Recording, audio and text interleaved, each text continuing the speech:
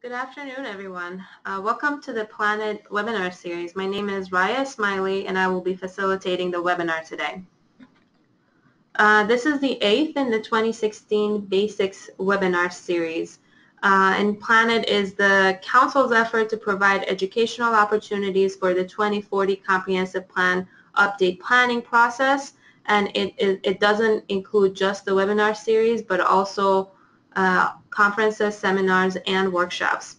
We are expanding the local planning handbook's online resources as well with a series of online tutorials and expert articles, and we will be rolling out new resources continuously. If at any time during this presentation you have any questions, please post them by using the webinar's control panel. We will have a Q&A at the end of the presentation and answer as many of your questions as possible. Today's session is housing requirements discussion. We will be talking about statutory requirements of the housing element of your comp plan and go into details of existing housing needs, projected housing needs, and a housing implementation plan. Let me briefly introduce you to the presenter for today's webinar. Elizabeth Barajas is the Manager of Local Planning Assistance at the Metropolitan Council, where she oversees a planning team in providing technical assistance to local governments, working on issues of regional importance, and reviewing local plans, amendments, and environmental documents. Lisa, I'll turn it over to you to begin the presentation. Thank you, Raya. For today's webinar, as Raya had noted, we are going to dig into the requirements for the housing element of your comprehensive plan and discuss the requirements for the housing implementation section.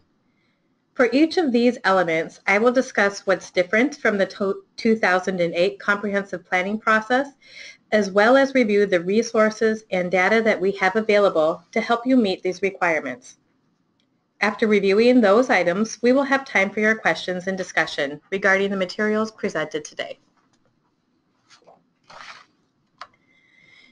Before we get into the requirements, though, I want to give you an overview of how we developed the new housing policy for 2040. As many of you may recall, if you were involved in the last round, in the 2008 round of comprehensive plans, we didn't have a regional housing policy or a policy plan. The local planning handbook for the 2008 cycle had only 2 pages regarding housing requirements, which simply restated what was in statute. As part of developing Thrive MSP 2040, the Council also developed a 2040 housing policy plan. Excuse me. The statute hasn't changed, but through the development of the policy plan, we've refined expectations for local comprehensive plans. We have also expanded our capacity for technical assistance. We convened a group of local government staff, developers, housing advocacy groups, and coordinated with metro cities to delve into refining expectations for local comprehensive plans. We had set out the goal of clarity in those expectations, recognizing the different contexts and markets that local governments operate within, as well as continuing to support the planning needed to address the very real need for affordable housing in our region. It was through continued discussion and back and forth with this work group that these new expectations were developed.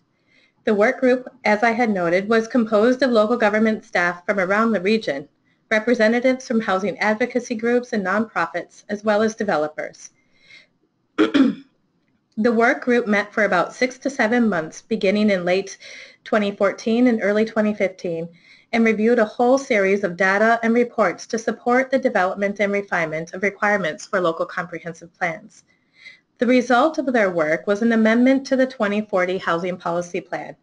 The plan was originally adopted in December 2014 and then amended in July of 2015 to include the housing requirements for local comprehensive plans.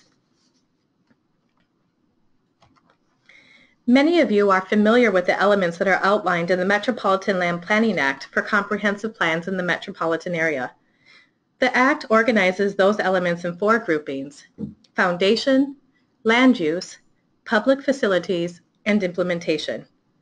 For the purposes of our webinar today, we are going to focus on the housing plan under land use and the housing implementation program, an element under your implementation plan. As many of you know, the housing requirements are an integrated subset of each of these areas. How you choose to arrange your plan is up to you as an individual community, but you should ensure that your plan is consistent across land use, housing, and implementation if you choose to separate out the housing elements. Our requirements are based on Minnesota Statutes 473.859, which specifically calls for local plans to address three things: existing and projected local and regional housing needs, land use planning to promote the availability of land, and official controls to implement the land use plan housing elements. In the last planning cycle, the Council provided guidance on the second item with the density requirement of 6 units per acre for promoting the availability of land to support affordable housing. And the Council also provided communities with their share of the region's affordable housing need. Our requirements in this cycle are not new, but rather build off these key components of statute to better meet the affordable housing need in our region.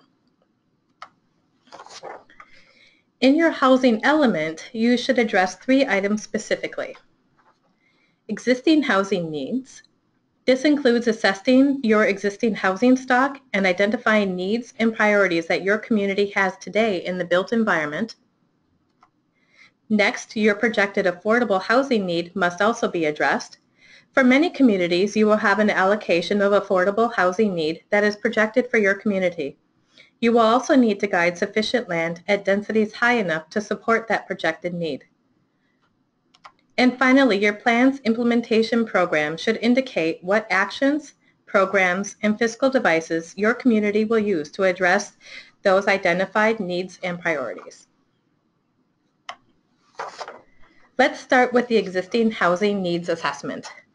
This is a detailed assessment of your existing housing stock, including not just the totals, but the breakdown between rental and ownership, and single-family and multifamily. Going further, you should also include the number of publicly subsidized housing units and the number of households experiencing housing cost burden. This assessment can help you uncover existing housing issues in your community. In addition, you should also map the owner-occupied housing units by assessed value. This is the minimum base information that your plan should include, and that we have compiled for you at the Council. We certainly encourage you to add to this list if you have access to reliable resources. In addition, you might also connect with your school districts for additional information regarding housing needs in the student population. This information is a good basis for addressing the existing housing needs in your community. Knowing the state and quality of the existing housing stock and the needs of your current residents will tie into your implementation plan and the tools and policies your community will use to address those needs. Even if your community does not have an affordable housing need allocation, your plan must still address the existing housing needs in your community. This largely impacts townships and small communities without any projected growth. You can find all of these resources to meet the minimum requirements for your existing housing needs component of the housing element on your community's page on the Local Planning Handbook. Here we use Plymouth as an example. On the Local Planning Handbook site, navigate to the Community Pages section, select your community, and scroll down to the bottom of that page. There you will find, on the Maps and Tables tab, you will see a whole list of resources that we have individualized for your community. For the existing housing needs, you will find all of those specific numbers I had discussed on the previous slide on the existing housing assessment link. Below, in the list of maps, you will find a map of your community showing owner-occupied housing values. This is available in both PDF and JPEG formats. To learn more about finding data and resources on your community page, please visit the Council's YouTube channel or the PlanIt page of the Local Planning Handbook. Look for the tutorial titled Navigating Your Community Page. Here is an example of an existing housing assessment, in this case for Plymouth. We have compiled this information for all communities in the region. based on the sources shown on the bottom of the resource sheet, including the Regional Parcel Database, the American Community Survey, Housing Link, and the U.S. Department of Housing and Urban Development Comprehensive Housing Affordability Strategy, or CHAZ data. Focusing on the table itself, you can see that we've compiled all of the information that was listed earlier, in this case for Plymouth, and for each community in the region. This information helps give you a sense of the composition of your existing housing stock as far as the number and types of units that your community already has. You will also see the breakdown of housing cost burden households in Table 5 that will help you assess whether existing community programs are meeting the needs of your current residents or whether additional sources or support are needed.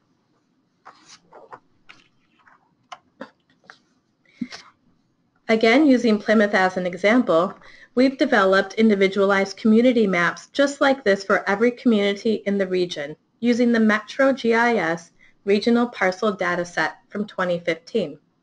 We will be updating this information and data for 2016 in the first quarter of next year, 2017, both in the estimated market values and in the categorization of housing values that you see on the right.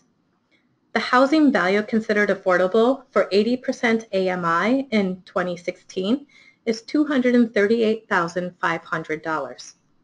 This is an increase over the affordable value for 2015, which was $213,000. So why look at this existing housing data at this scale? In the previous plans, communities typically looked at this information at a community-wide scale. By examining the existing housing data as it is distributed throughout your community, it might prompt you to consider the following questions. Do you have areas of concentrated affordable housing? Does your community have areas that are in need of rehabilitation or improvements that are not currently met by your existing city programs? This information sets the baseline for your housing stock. Does your housing stock have gaps in housing types, products, or income levels?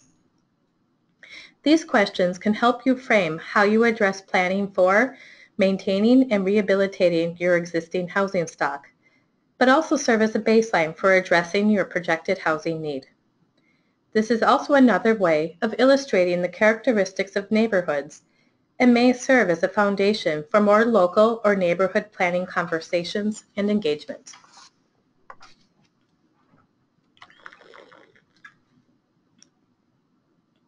Existing housing needs is not just about the data, though, while it is important. Excuse me. Your plan should also include an analysis and discussion of the assessments within your community. Your narrative should clearly identify existing housing needs and clearly prioritize those needs for your community. So what does clearly mean? Lists, bullets, concise use of words.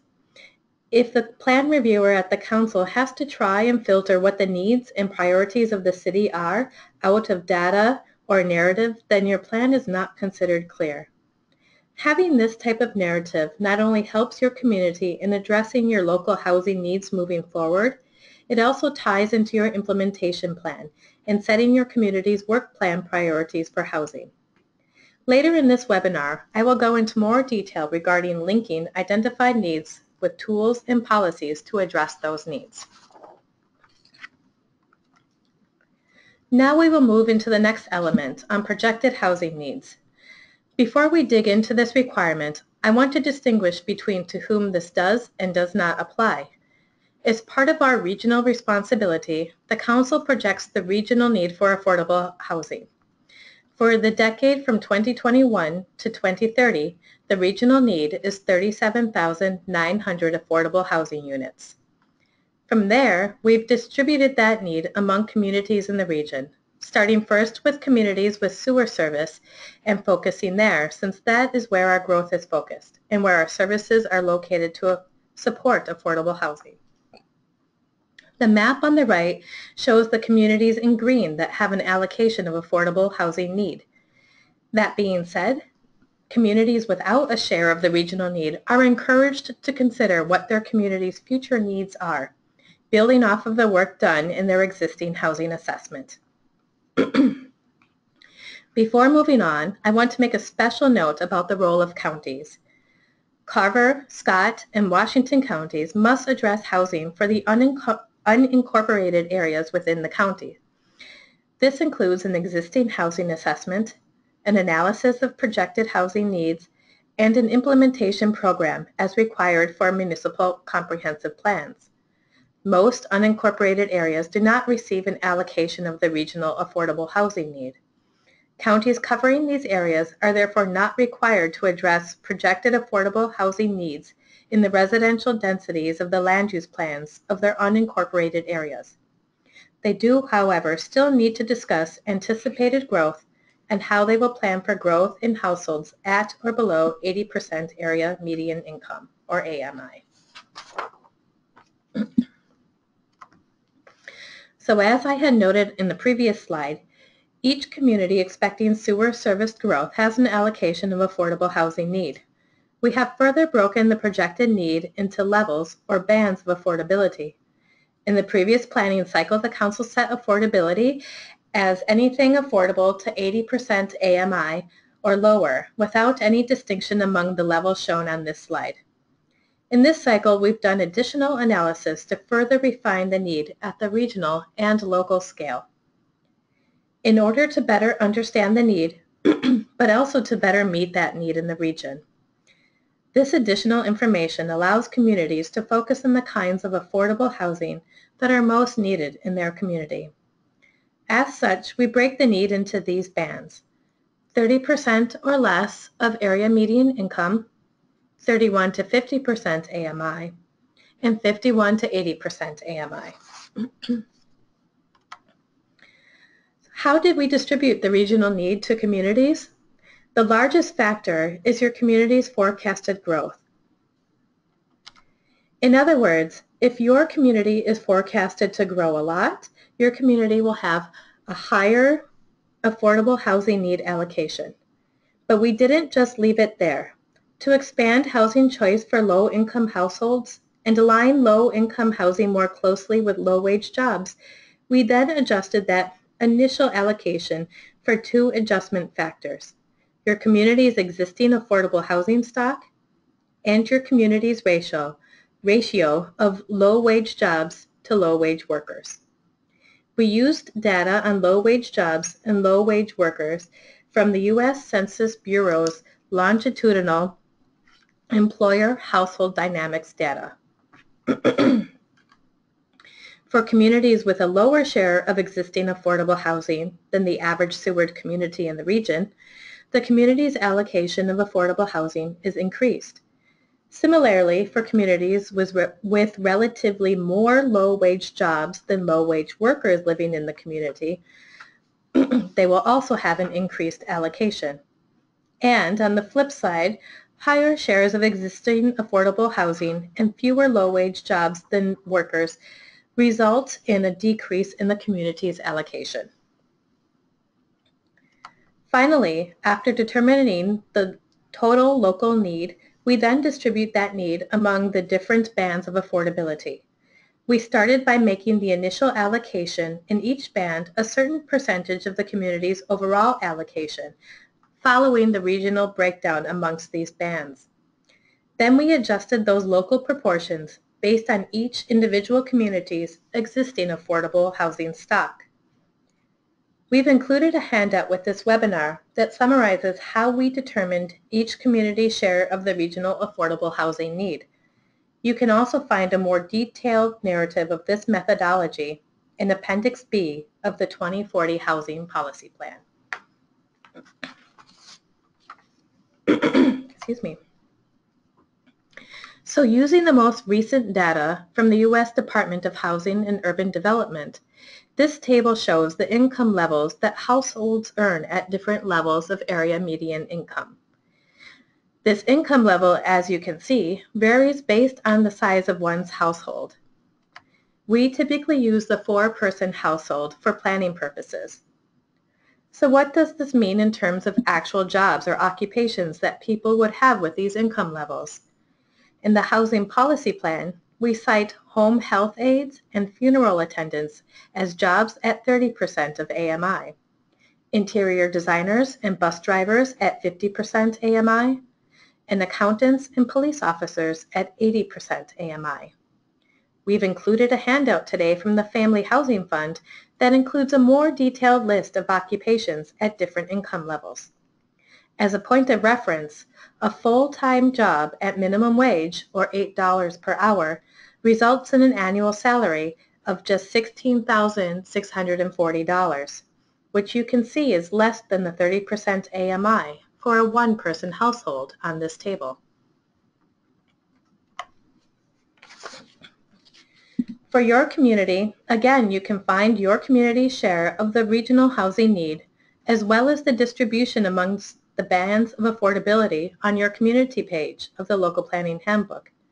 Near the top of the page, you will find both a narrative of the allocation of affordable housing need and a table with the distribution among the 3 levels of affordability. You can also find this information in your community system statement, but the most up-to-date information will be on your community page.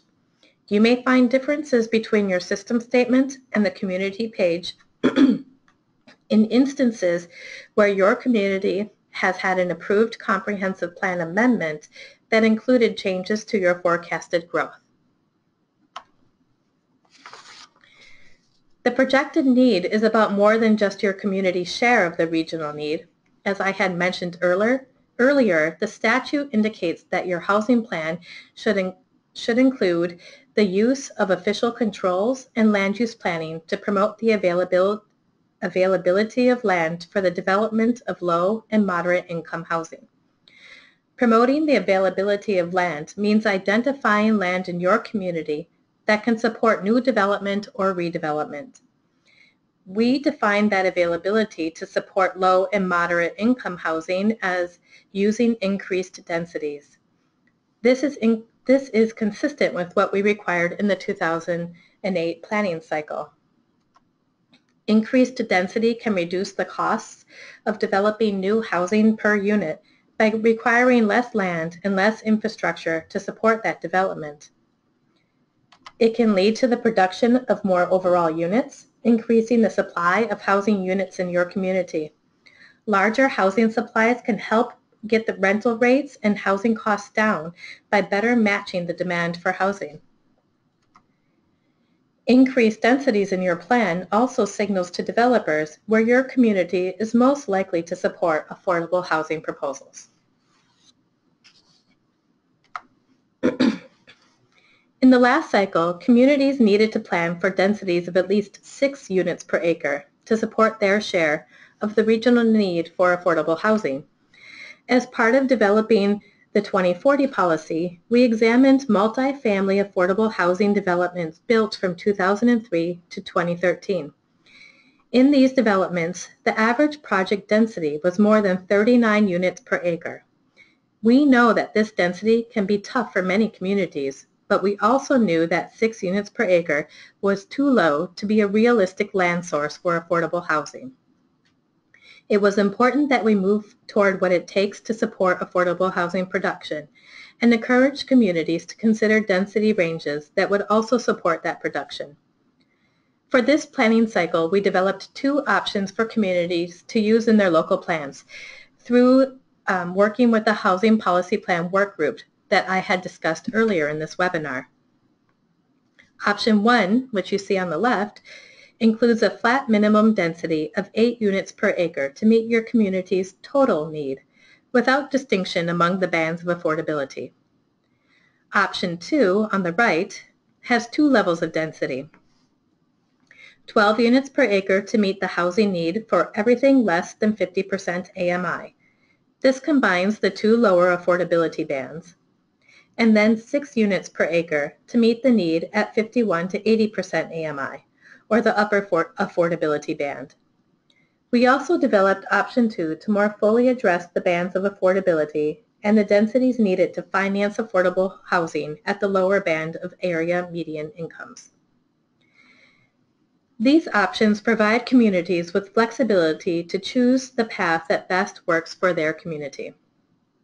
Option 1 may be best for communities that find it difficult to support a minimum density of 12 units per acre, as shown in Option 2, or for communities that prefer simplicity over flexibility in their density minimums.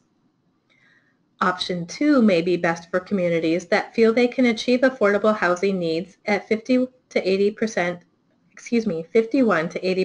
AMI with less than 8 units per acre. It allows the affordable housing need to be addressed with less actual land, as is the case if communities choose to use even higher densities than are required.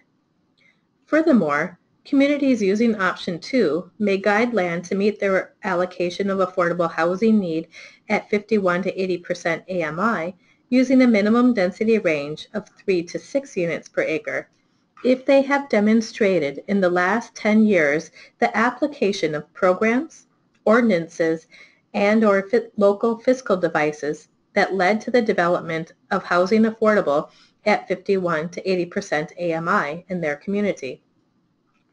Examples of programs, ordinances, or fiscal devices include density bonuses for affordable housing unit inclusion, local funding programs such as TIF, and others.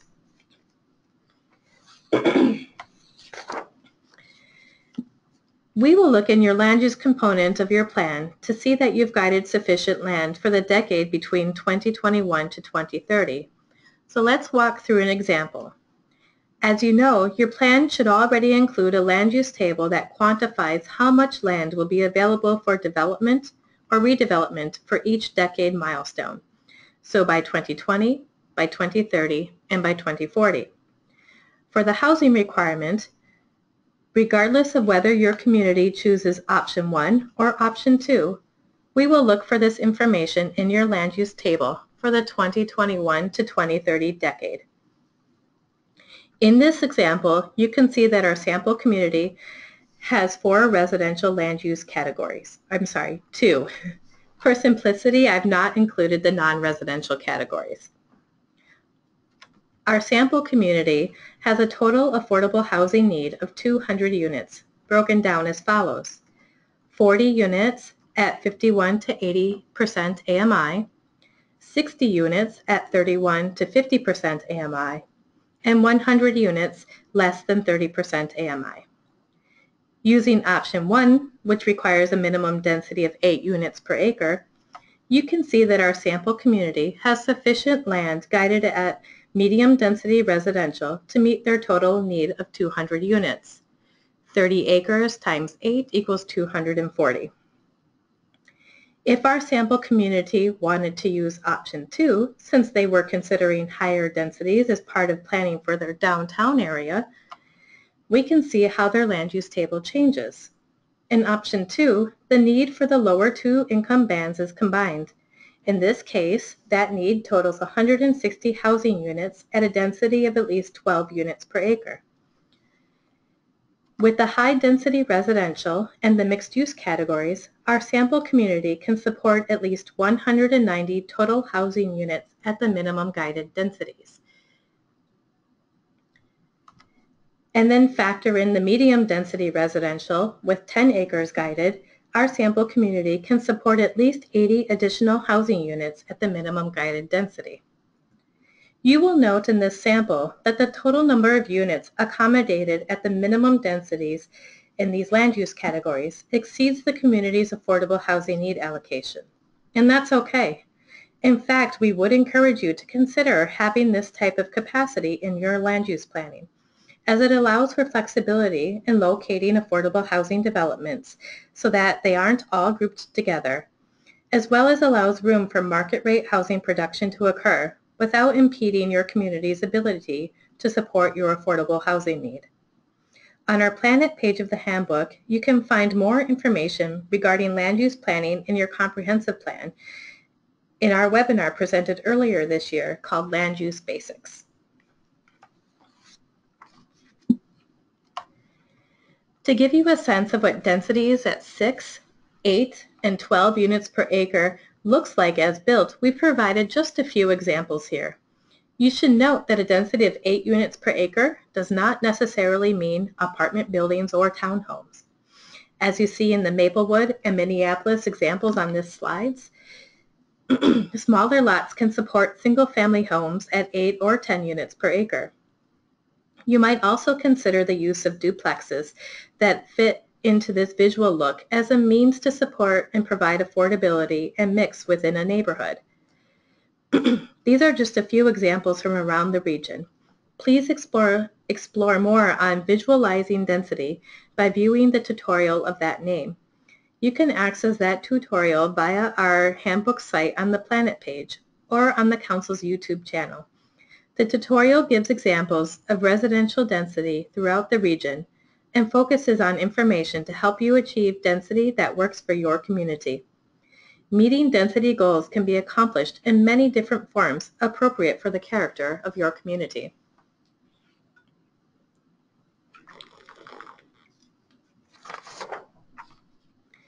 Now we will move into the third and probably most important component of the housing requirements, your implementation plan.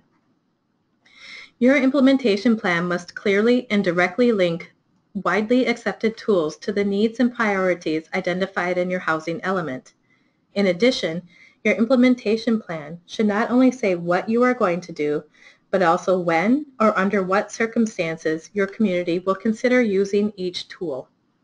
The timing or sequence is an important component since the affordable housing need that we are discussing today is not for a long time horizon, but specifically for the 2021 to 2030 decade. We do not want to let that decade pass us by. We recommend that your plan use a table or a matrix to organize this information, but you can organize this information in any way that best suits your community and your plan. Completing the implementation plan consistent with council policy will also satisfy the Housing Action Plan requirements for future Livable Communities Act enrollment for the 2021 to 2030 decade. Let's walk through some of the widely used tools in the next couple of slides. These next couple of slides provide an overview of widely used tools in the region in 3 categories: financial tools, policies and programs, and housing preservation tools. For financial tools to support affordable housing, your community should consider or might already use some of the following: the creation or use of a local housing and redevelopment authority, or HRA, a community development agency, CDA, or economic development authority, EDA. While condemnation is no longer a tool at your disposal, you might use your HRA or EDA or simply act in that role to purchase land and select developers to move projects forward. Minnesota Housing, MHFA, the state's primary affordable housing lender, coordinates the consolidated RFP. The Consolidated Request for Proposals allows Minnesota Housing and its funding partners to use a single application and advertise multiple resources at once. This provides funders the flexibility to assemble creative finance packages that best fit each project during the project review and selection processes. The amount of resources made available is significant. In 2015, almost $55 million was available. Funds are split between the Twin Cities Metro and Greater Minnesota pools. Local governments play an important role in projects submitted to the consolidated RFP, either as applicants themselves, project sponsors, or to provide additional funding for a project. Perhaps most importantly, they can collaborate with a development team to provide as competitive of an application as possible. Other common financial tools include housing bonds, tax abatement, tax increment financing, federal funding programs like CDBG and HOME, and regional funding programs like our LCDA and LHIA programs. The second category of widely used tools includes city policies and programs that support affordable housing production. These include your community's staff capacity to make effective referrals for residents to other housing service programs, a local fair housing policy, first-time home buyer, down payment assistance, and foreclosure prevention programs that support affordable home ownership opportunities, as well as helping to keep some of the most economically vulnerable residents in their homes. Your community's participation in housing-related organizations, collaborations, and initiatives, such as the Regional Council of Mayors. Site assembly to acquire key parcels of land that would support future affordable housing production. And finally, your zoning and subdivision ordinances. Some of these are easier than others, but the ordinances are the one that everyone already uses, but sometimes in ways that inadvertently limit affordable housing production or increase the costs of developing housing in your community. Common issues in ordinances include minimum lot sizes, sometimes that aren't consistent with your plan's land use guided density, minimum building widths, and off-street parking requirements. All of these items can drive up the cost of the housing unit and limit housing product types and the affordability of housing that can be developed in your community. We've included a handout with today's webinar that further describes how you can address affordability through changes in your zoning and subdivision ordinances.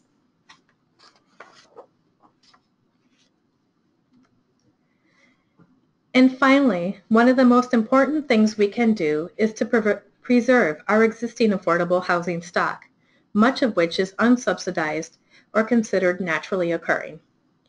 By preventing the loss of existing housing affordability, we can stem growth in our future need for producing new affordable housing.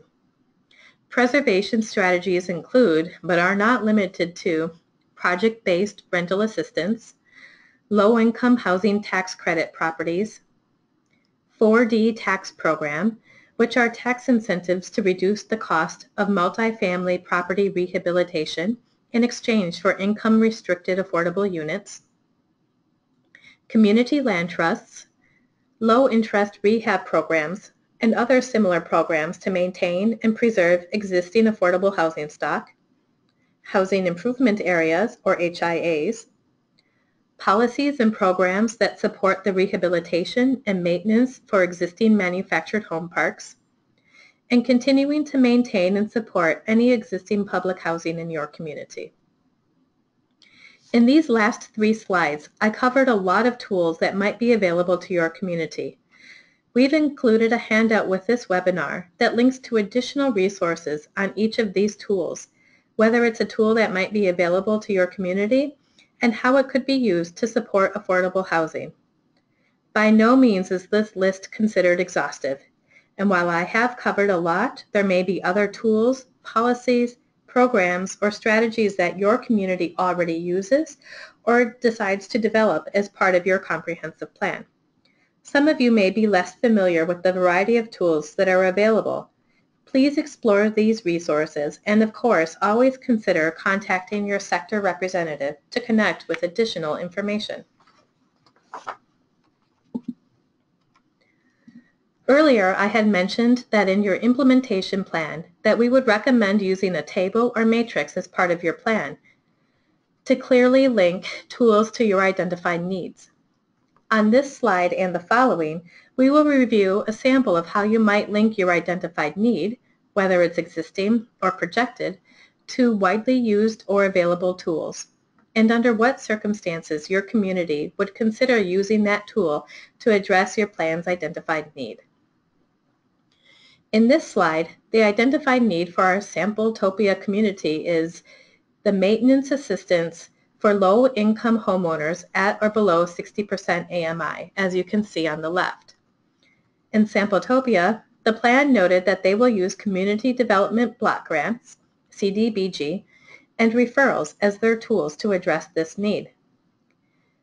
The plan further states that to address this need, they will follow following HUD's schedule of annual CDBG allocations, they will reserve a portion of their CDBG allocation each year to continue their home rehab program for low and moderate income homeowners.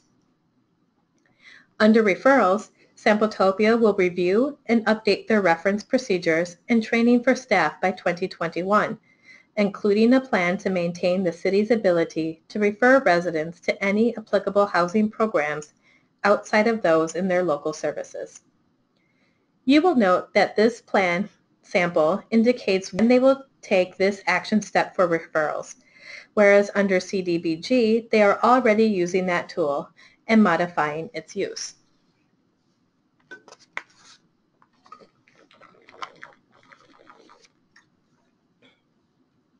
In this next slide, you can see on the left that the identified need is rental units for large families at all affordability levels, with a reference to page 41 in their plan where further discussion of this need is included. For this particular need, Sampletopia identified 4 tools to address it, including tax increment financing, or TIF, tax abatement, partnering with their community development agency, or CDA, and accessing livable communities demonstration account, LCDA. You can see that Sampletopia has indicated in the upper right that they will not support the use of TIF to address this need, but they would consider tax abatement for developments that address this need within one of their school districts. Sampletopia also has indicated that they will work with their local CDA, the Valley Heights CDA, as well as sponsoring an LCDA application for project proposals that address this specific need. You can find a more detailed example of this table in our handout of widely used tools in the housing element in the local planning handbook. This handout is also linked with today's presentation. While I have spent time reviewing what a housing implementation might look like, you are not required to use this format. Please use the format that best suits your community. But in any case, you should be sure that your housing implementation program includes the level of detail discussed in these slides by clearly stating which tools your community will use and even those you will not use to specifically address the existing and projected needs identified in your plan. As you can see on these slides, there is more than one tool to address each of the identified needs, and frequently, for many of your identified needs, that will be the case, where you will need to think through the tools that are needed and available to address the priority or need identified in your plan. In sum, you should ensure that your plan is clear. You should identify the existing and projected housing needs in your community, guide sufficient land to support your community's affordable housing need, and discuss tools and policies to address those needs in your implementation plan. Coordination with your residents, stakeholders, and potential partners is also an important and useful way to develop a housing plan that best meets your community's needs. School districts can help you gain a better understanding of the housing needs of your student population. In addition, the information in your plan can help school districts better coordinate their education facilities and services. Your county HRA or CDA is also a good partner in not only identifying potential implementation tools for your plan, but also in understanding the housing context within your community, as many counties work across a broad geography. As you have heard throughout this presentation, we have a whole host of data and resources to help you develop your housing plan, whether it's specific housing for your community or resources regarding potential implementation tools. You can find many resources on the Local Planning Handbook and on our YouTube channel. In addition, the Urban Land Institute and Family Housing Fund have partnered to develop a new website called housingcounts.org, which includes a policy toolbox and a mixed income housing calculator, among many other specific resources to support the production of affordable housing in this region. I encourage you to explore that site as well.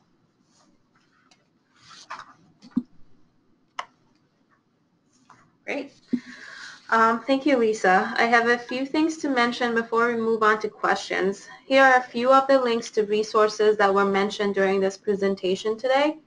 The Local Planning Handbook specifically is a key resource for comprehensive plan updates. In particular, you can find additional information on the resources page of the handbook, which includes many fact sheets by topics, as Lisa mentioned, like housing. We will continue to add to these resources for housing, so please continue to check back for more. PlanIt, the PlanIt page has the most current information available on upcoming events, and we also post notices for other regional events that are informative about comprehensive plan topics. The housing policy plan linked here is the most updated version with the amendment adopted, and the housing counts website, as Lisa mentioned, is also listed here. Okay, now we have time for a few questions to answer. I'm going to start asking you some questions. Okay. Most of our higher density housing will likely be accommodated by a mixed use category with up to 30% residential uses at 10 to 15 units an acre.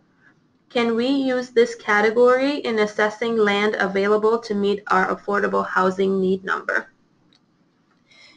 That's a good question, as I know a lot of communities have used mixed use as a land use category in their current plans.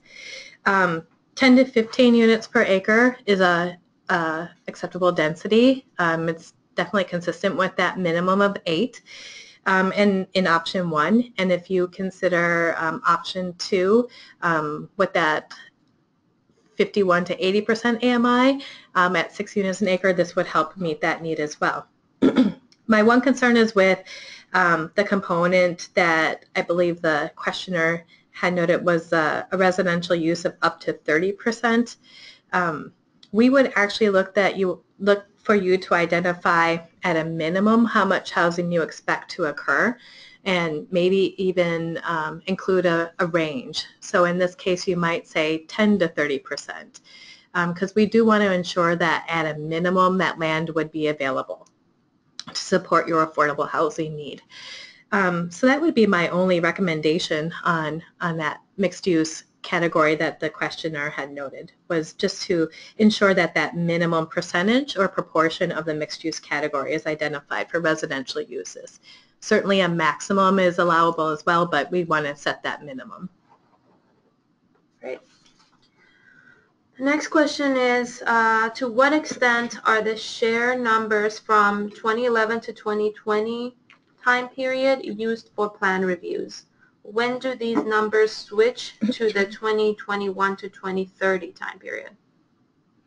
That's a really good question.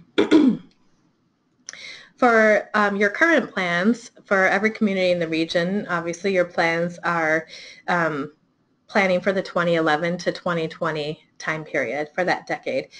Amendments to your 2030 plans will continue to look at land availability for that decade, 2011 to 2020. We will switch to using the 2021 and 2030 time period when you submit your 2040 comprehensive plan update for review. And as many of you know, and I will reiterate that deadline is December 31st of 2018. You certainly can submit it earlier, but certainly before that, in June 30th will be the last date that we accept any amendments to your 2030 plans. So there's a couple of competing or a couple of dates in there to keep in mind, but certainly kind of high-level summary is to note that we will continue to use 2011 to 2020 for amendments to your 2030 plan and begin to review for the 2021 to 2030 period for your 2040 plan. If you can keep those numbers straight. Before I go to the next question, which is also somewhat related to the previous one, I would add something to what Lisa said about the deadline. That the deadline is the end of December, but please do allow for your local process as well during the months prior to that deadline. So, okay, the next question is, the comprehensive plans are out till 2040. The allocation goes only to 2030. Are there specific requirements for the 2030 to 2040 timeframe? As far as housing is concerned, and meeting your projected affordable housing need, there are not any specific requirements for the 2030 to 2040 timeframe. Certainly you will still need to meet your forecasted growth projections at minimum densities in your land use planning for that decade. But affordable housing need is just for that shortened time period, the decade from 2021 to 2030. Densities and land capacity very broadly are whatever are needed for your community designation and any other applicable areas such as transit station areas. Okay, great. Well, that was all the question that we had, so it's okay if we end early. But if you have additional questions later on, please feel free to contact Lisa. She'll be happy to answer any questions directly, right? You're right. Okay, so just on a final note, I'd like to mention a few logistics for the participants and some information on upcoming events for the rest of this year. Please join us for the next presentation in the PlanIt Basics webinar series on November 10th. Eric Wycheck and Brian Ross will be discussing how to incorporate solar energy systems into the comp plan. Registration is open and available on the PlanIt page of the handbook. The last webinar in 2016 is scheduled for December 1st when Todd Graham will talk about incorporating economic data into a comprehensive plan. Also, we are happy to announce that the PlanIt conference is scheduled for December 13. The conference includes a variety of sessions on comprehensive planning topics and resources to go beyond the minimum requirements. At the conference, Tara Beard from Family Housing Fund, Paul Mandel from Capital Area Architectural and Planning Board, and Scott Neal from the City of Edina will discuss strategic housing plans. Registration for the conference is now open and on the conferences page of PlanIt, along with the conference program.